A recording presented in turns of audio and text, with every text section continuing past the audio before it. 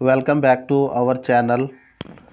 दोस्तों आज हम पढ़ाई करेंगे अपनी जो सिविल इंजीनियरिंग की क्लासेस में सिविल इंजीनियरिंग के जो क्वेश्चन आए हुए थे, जो जेएसएससी जेईई द्वारा दूसरी बार जो एग्ज़ाम लिया गया, उसमें बहुत सारे स्टूडेंट का कहना ये था कि क्वेश्चन काफ़ी टफ आया है। बहुत सारे स्टूडेंट का कहना ये था कि क्वेश्चन ईजी आया है, लेकिन ऑलमोस्ट अगर हम रिजल्ट की ओर जाते हैं तो हमें पता चला है सूत्रों से कि जेएसएससी जेईई में जो दूसरी बार जो एग्ज़ाम हुआ था उसमें 60% स्टूडेंट क्वालिफाई नहीं कर पाया है।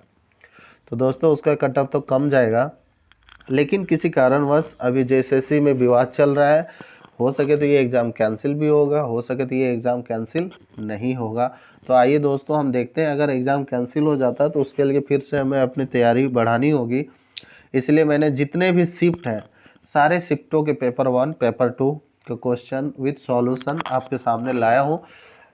ठीक है दोस्तों, तो आइए हम शुरू करते हैं। सबसे पहले शुरू करते हैं सिविल इंजीनियरिंग की, जो 4 तारीख को हुआ था एग्ज़ाम, जो 4 तारीख को हुआ था। और हम पेपर 2 से शुरू करते हैं 1 बाई 1। हम सारे 120 क्वेश्चन सॉल्व करेंगे और 120 क्वेश्चन को इतने इजी वे में सॉल्व करेंगे कि आपको लगेगा ही नहीं कि ये क्वेश्चन हमसे नहीं हो सकता। दोस्तों एक बात और भी है, अगर आप ऐसे क्वेश्चन जैसे अभी जो टीसीएस द्वारा जो लिया गया उसका जो पैटर्न है, जो तरीके हैं, अगर आप उसको डायरेक्ट बिना पढ़े हुए, बिना रिवीजन के, बिना क्लास किए हुए अगर आप डायरेक्ट ये सॉल्व करते हो तो आपका नो डाउट आपका जो भी रिदम है या जो भी है, आपको लगेगा कि ये क्वेश्चन काफ़ी टफ आते हैं। तो सबसे पहले दोस्तों मैं चाहूँगा, अगर ये क्वेश्चन को आप सॉल्व करना चाहते हैं तो आप बेसिक इंजीनियरिंग आप अपना कंप्लीट रखें, क्लियर रखें। छोटे छोटे जो कॉन्सेप्ट है उसको आप क्लियर रखें, नहीं तो सारे क्वेश्चन ऐसे हैं, सारे क्वेश्चन में कुछ ना कुछ ट्विस्ट है। तो आइए दोस्तों हम शुरू करते हैं क्वेश्चन नंबर 1। दोस्तों पहला क्वेश्चन है, the critical section for two way shear of footing is at. कहाँ पे होता है क्रिटिकल सेक्शन, कहाँ पे होता है दोस्तों? एक होता है वन वे शेयर और एक होता है टू वे शेयर। तो टू वे शेयर में हमारा जो क्रिटिकल सेक्शन होता है दोस्तों, ये आरसीसी के क्वेश्चन है। तो ये जहाँ पे टू वे शेयर फुटिंग जो होती है, हमारे जो फुटिंग होती है टू वे शेयर की, वहाँ पे जो हमारा क्रिटिकल सेक्शन होता है वो distance d/2 from the column face. ये बंदा ने सही आंसर किया है। तो हमारा जो डिस्टेंस होता है d/2 from the column face, ये जो कॉलम फेस होता है यहाँ से हम लेते हैं d/2, यहाँ से हम लेते हैं d/2। नेक्स्ट हमारा दूसरा क्वेश्चन है, radius of the turnout is equal to. Radius of the turnout is equal to. तो दोस्तों सबसे पहले हमें ये आइडेंटिफाई करना है कि ये क्वेश्चन जो है वो किस सब्जेक्ट का है। तो ये क्वेश्चन जो क्वेश्चन है ये हमारा जो है रेलवे से है। ये क्वेश्चन हमारा रेलवे से लिया गया है। रेलवे से भी काफ़ी अच्छे क्वेश्चन थे, 2-3 क्वेश्चन थे, रेलवे को भी टच किया है। हाईवे में रेलवे प्लस जो अपना रोड से है रिलेटेड, तो कुल मिला के 5 से 6 क्वेश्चन आए थे। तो radius of the turnout is equal to क्या हो जाएगा दोस्तों?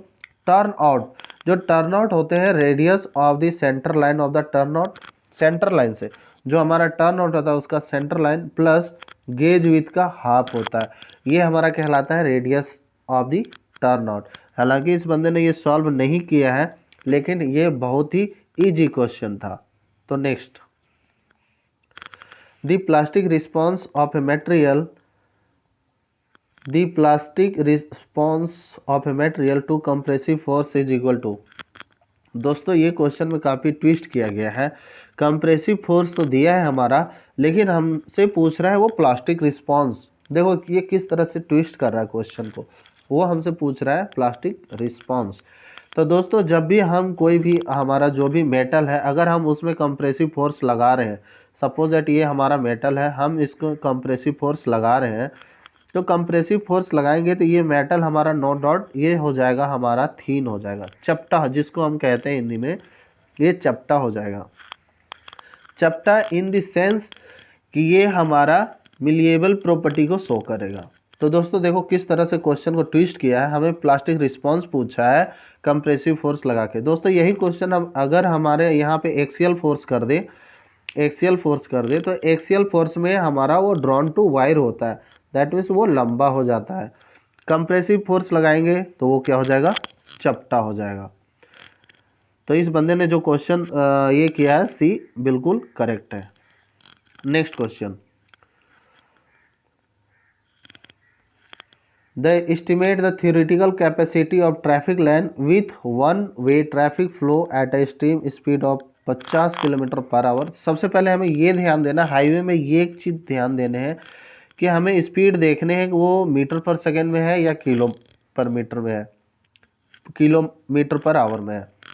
तो देखो हमें हाईवे में जब भी आप क्लासेस करते हो, कोचिंग करते हो, हमें दो चीज़ बताया जाता है, एक छोटा भी और एक बड़ा भी। तो हमें देखना है कि ये छोटा भी है या बड़ा भी है। तो ये दोस्तों ये बड़ा भी है। Assume the average space gap between the vehicle to flow the relation. ये हमारे पास एक रिलेशन दे रखा है, जो व्हीकल के बीच, एक व्हीकल सपोज दैट यहाँ है, दूसरा व्हीकल यहाँ है, तो इसके बीच का जो अपना वो डिस्टेंस है, वो रिलेशन दे रखा है 0.278 VT। ये देखो कैपिटल V है। V is the stream speed in kilometre per our, यहाँ पे क्वेश्चन में मेंशन दे रखा है। T is the average reaction time भी दे रखा है। दोस्तों ये व्हीकल जो है हमारा, ये व्हीकल का लेंथ दे रखा है 6 metre. Average length of the vehicle is 6 metre का है। हमारा जो व्हीकल का लेंथ है वो है 6 मीटर। अब हमें ये पूछ रहा है theoretical capacity of A traffic line. तो आपको पता है theoretical capacity of A traffic line का जो ये होता है, theoretical capacity of A traffic line का जो फार्मूला होता है C बराबर 1000 V/S प्लस SG। ये जो L, सपोज दैट आप इसको L कह सकते हो, average length of the car या व्हीकल्स, प्लस ये जो हमारा SG जो है, ये जो रिलेशन दे रखा है। तो दोस्तों ये क्वेश्चन इतना इजी था। सबसे पहले आपको ये फार्मूला में पुट करने हैं, कैपिटल V की value 50 kilometre per hour, then L आपका दे रखा है 6 मीटर, और SG का जो वैल्यू है रिलेशन 0.278 VT। V का वैल्यू आप रखोगे 50 किलोमीटर पर आवर, T का वैल्यू रखोगे 0.7, देन आप कैलकुलेट करोगे तो आपका 33179 व्हीकल्स पर hour per lane, that is the right answer. Next question, when the effective length of column is less than or equal to 3 times. बिल्कुल ये ऐसा चटनी क्वेश्चन है, इस क्वेश्चन को आप कह सकते हो चटनी। जब हमारा लेस देन 3 टाइम्स होता है तो हम ऐसे को कहते हैं पेडेस्टल, ये कहते हैं पेडेस्टल। बिल्कुल सही आंसर है। देखो दोस्तों कुछ क्वेश्चन ऐसे हैं जिसका जिक्र करना या कैसे सॉल्व होगा या कैसे सॉल्व नहीं होगा, उसका यहाँ पे जिक्र करना बेवकूफ़ी होगा। ये क्वेश्चन वन लाइनर टाइप के, ये क्वेश्चन जितने भी हैं इस तरह के क्वेश्चन हमारे वन लाइनर हैं, जो बिल्कुल ही देखते ही ये सॉल्व हो जाता है। Next question, which of the following statement regarding the bending moment and shear force is incorrect. यहाँ पे देखो दो चीज़ दे रखा है, बहुत सारे लोगों ने ये क्वेश्चन को गलत टिक करके आया है। मैं 100% दावा, इवन मेरा एक फ़ोन दोस्त किया और बोला भाई ये क्वेश्चन कैसा था। हमने बोला वहाँ पे दो चीज़ दे रखा था, बेंडिंग मोमेंट भी दे रखा था और शियर फोर्स भी दे रखा था। बच्चे क्या करते हैं, जल्दी में वो पढ़ेंगे, देखेंगे हाँ बेंडिंग मोमेंट ऐसे करके टिक कर देंगे, ये शियर फोर्स। सबसे पहले हमें क्वेश्चन को बहुत ही अच्छे ढंग से पढ़ना है। ये क्वेश्चन में ये कह रहा है which of the following statement regarding the bending moment and shear force is incorrect. ये भी ध्यान देना है, कह रहा है कौन सा कथन बेंडिंग मोमेंट और शियर फोर्स के मामले में गलत है। तो हमें गलत ढूंढने हैं। तो गलत हमारे जो है वो है shear force is 0 at the free end of the beam. दोनों केसेस में शियर फोर्स 0 नहीं होता है, दोनों केसेस में शियर फोर्स 0 नहीं होता है। Then B is the right answer. Next, at what consistency final setting time test for cement is conducted. कौन सा, ये भी क्वेश्चन बिल्कुल ही ये वन लाइनर की तरह है। फाइनल सेटिंग टाइम, जो सेटिंग टाइम होता है उसके लिए हम जो कंसिस्टेंसी लेते हैं 0.85 पी लेते हैं। C is the right answer. Next,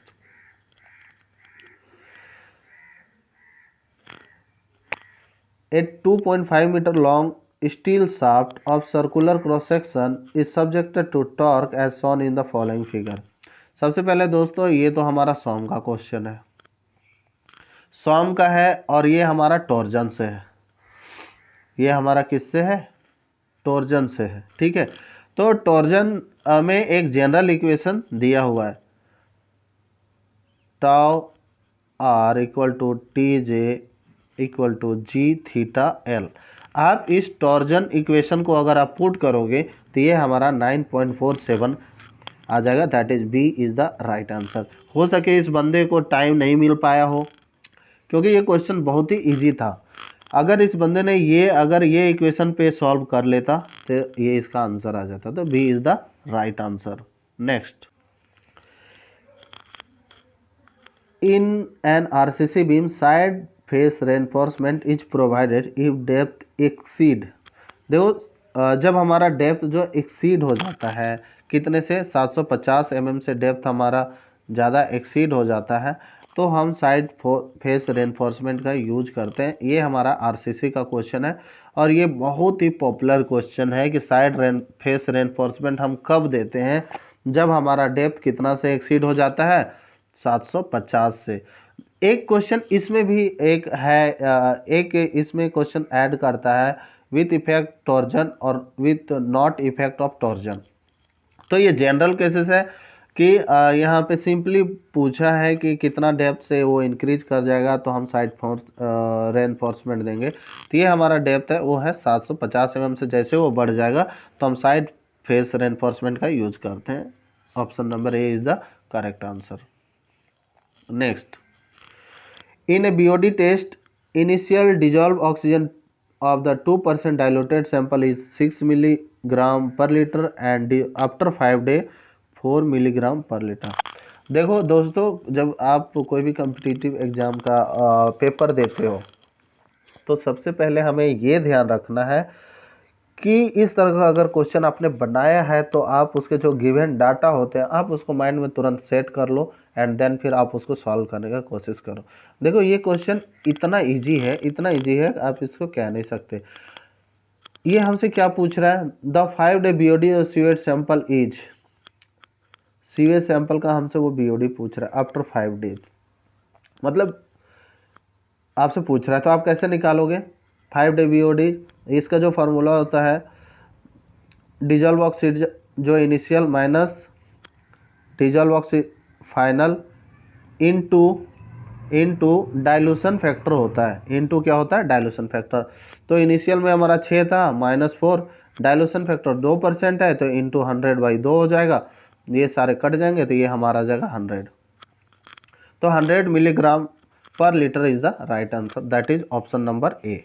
next question, if pH value of a solution A is 3 and solution B is 5 then hydrogen ion concentration sample is। ये ऐसा क्वेश्चन इतना पॉपुलर है, इतना पॉपुलर है, ये इन्वायरमेंट का क्वेश्चन है।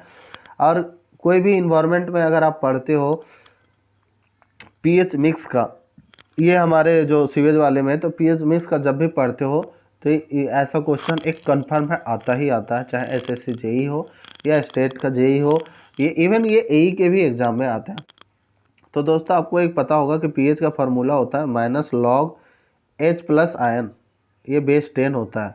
ठीक है, आप इस फार्मूले का यूज करोगे और यहाँ पे आपका दे रखा है पीएच वैल्यू H+ का कंसंट्रेशन दे रखा है, आप इसे सॉल्व करोगे तो 100 times higher than that of B. दोस्तों मैं चाहूँ तो इसका मैं पूरा सॉल्यूशन आपको दे सकता हूँ लेकिन वीडियो काफ़ी लंबा हो जाएगा।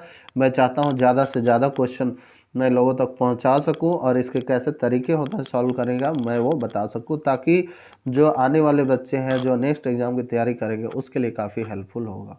Next,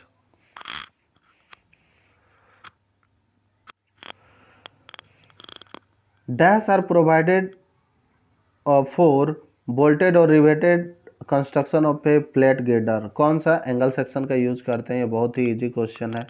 next, if the fore bearing of a line A B is 35 degree. देखो ऐसे क्वेश्चन को हम ऐसे तुरंत डायग्राम बनाएंगे, कितना दिया हुआ है 35 degree, and that of line, ये ए से बी हो गया, and that of line B C is 15 degree, फिर यहाँ से हम 15 डिग्री ले लेने। Then the included angle A B C, ये एंगल आपसे पूछ रहा है। तो ये एंगल जब आप सॉल्व करोगे, सपोज दैट ये आपको सबसे पहले फोर बियरिंग और बैक बियरिंग अच्छे से आना चाहिए। अगर ये हमारा 35 डिग्री है तो यहाँ से ये कितना होगा, फिर उसमें से 15 डिग्री आप लेस कर दोगे। सबसे पहले ये 35 डिग्री है, आप इसका पहले बैक बियरिंग निकालो, तो 180 प्लस 35 कर देंगे, तो ये हमारा जो है यहाँ से यहाँ तक आ जाएगा। उसमें से आप 15 डिग्री जो है वो आप माइनस कर दो, -15 कर दो, तो ये हमारा जो भी डाटा है 160 डिग्री वो आ जाएगा। ये हमारे इंक्लूडेड एंगल है, ये क्या है हमारा इंक्लूडेड एंगल है, तो ये हमारा अपना आंसर आ जाएगा। ठीक है, तो हमें पहले फोर बियरिंग और बैक बियरिंग अच्छे से समझना है। Next question, Which of the following statement regarding transverse reinforcement in the form of lateral type provided in the column is true? दोस्तों ऐसे क्वेश्चन जब भी आते हैं तो आप उस क्वेश्चन को अच्छे से पहले सोचो, समझो, उसकी मीनिंग निकालो, तब आप उसको सॉल्व करो। क्वेश्चन में कुछ भी नहीं है, बहुत ही ईजी है। कह रहा है कि ट्रांसवर्स रेनफोर्समेंट जो हम लोग देते हैं, जो रिंग कहते हैं, जनरली क्या कहते हैं, हालांकि इसमें हम टाइज कहते हैं, रिंग भी कहते हैं, ठीक है, और ट्रांसवर्स रेनफोर्समेंट कहते हैं। तो जो हम लोग कॉलम में देते हैं in the form lateral ties, क्यों देते हैं, तो इसका ऑप्शन बी सही है, to resist longitudinal splitting of the column due to development of transition tension. मतलब जो लॉन्गिट्यूडनल स्प्लिटिंग है, जो हमारा ये जो फैल अगर ये बार चाहे साइड वाले बार फैले ना, इसीलिए हम लेटरल टाइज का यूज करते हैं। Next question, pertaining to switch, the distance through which tongue rail moves laterally at the top of the switch to allow movement of the train is known as। तो ये दोस्तों ये railway का question है, बहुत ही easy है, आप ये पढ़ोगे आपको ये टॉपिक मिल जाएगा, एकदम लैंग्वेज ही मिल जाएगा उस चैप्टर में, रेलवे वाले के जो हमारे जिसमें हमारे गेज और जो रेल के जहाँ पे डिस्क्रिप्शन दिया हुआ है, या आप हमारे टेलीग्राम चैनल पे सर्च कर सकते हैं कि कहाँ पे है, तो मैं ये बुक जो है आपको प्रोवाइड कर दूंगा। तो इसका आंसर हो जाएगा ए, थ्रू ऑफ द स्विच। तो दोस्तों ये थे हमारे क्वेश्चन जैसे जेईई के सिविल इंजीनियरिंग के पेपर टू। तो दोस्तों ये वीडियो लंबा ना हो जाए, इसलिए मैंने सिर्फ 1 से लेकर 15 तक का क्वेश्चन का ये किया है। और अगर आप चाहते हो कि मैं नेक्स्ट क्वेश्चन फिर से बनाऊं ताकि आपको सारे क्वेश्चन मिल जाए, सिविल इंजीनियरिंग के पेपर 1 हो या पेपर 2 हो, और सारे शिफ्टों का मैं क्वेश्चन प्रोवाइड करवाऊंगा विद सॉल्यूशन, और मैं बताऊंगा कि आपको कहां से पढ़ने हैं। लास्ट में मैं समरी बताऊंगा कि आपको कौन सा सब्जेक्ट कहां से ज़्यादा फोकस करने हैं, कहां से क्वेश्चन आते हैं, कहां से क्वेश्चन नहीं आते हैं। दोस्तों मैं लगभग अभी तक 40 से 50 ऐसे एग्ज़ाम हैं जो मैं अभी तक फेस कर चुका हूँ सिविल इंजीनियरिंग के, तो मुझे पता है कि कौन सा क्वेश्चन कहाँ से आते हैं और कहाँ से नहीं आते हैं। तो थैंक यू दोस्तों हमारे चैनल में जुड़ने के लिए, और मैं चाहता हूँ कि आप हमारे चैनल को सब्सक्राइब और शेयर ज़रूर करेंगे। Thank you.